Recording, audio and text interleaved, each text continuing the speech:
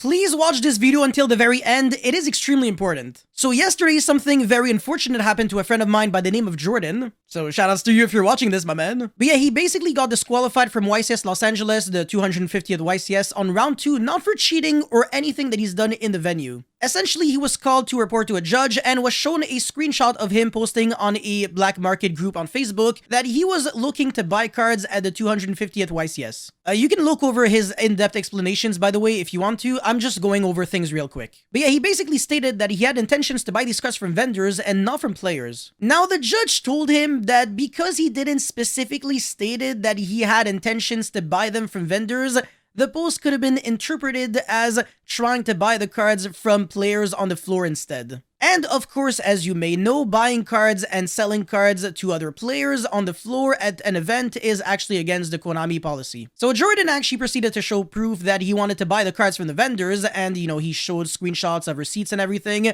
But that wasn't convincing enough, and he still got disqualified. So Jordan traveled all the way from, I believe, Seattle to Los Angeles and kind of lost all of his money because he only really got to play 1.5 rounds, and that's kind of unfortunate. Alright, now that I'm done explaining things, I will start explaining my side on the matter. But before I do that, I just want to make it clear that I'm not attacking Konami or any judge or whatever here. I'm really just explaining things. But I'll be straight up honest, I really don't think that the disqualification was really warranted. I also don't think the situation was correctly handled from Konami's side because I think they could have done a few things differently. I completely understand why Konami enforces the policy of preventing players from buying and selling cards at the venue because it screws vendors over. The updated document specifies something a little more specific as it describes the UC Severe as being a person that attends a sanctioned event that prohibits buying and selling items with the intent to buy and or sell items with other people rather than an approved vendor. And again, it is true that this leads to disqualification according to the Konami policies. My issue here is that in this context, they kind of got Jordan on a technicality because they assumed his motives. So Jordan wasn't even accused or convicted of buying or selling cards at the venue, but only having an intention to buy cards at the 250th. This statement is really blurry because you can't tell for sure if he's trying to buy cards from the vendors, from the players,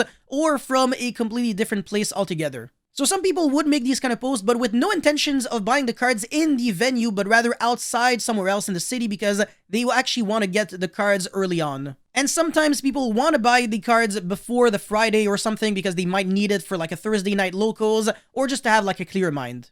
And sometimes people make these kind of posts to be in contact with the vendors in order to know if they have a stock or not.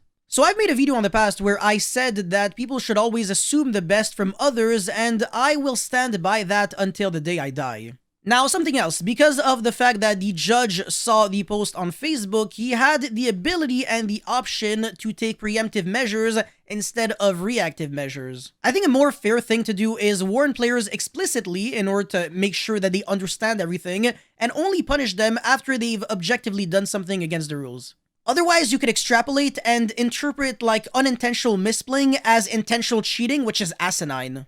Now, I want to say something important here. So judges actually do represent Konami and they understand the policy way better than most players, so I think it should also be their responsibility to inform players.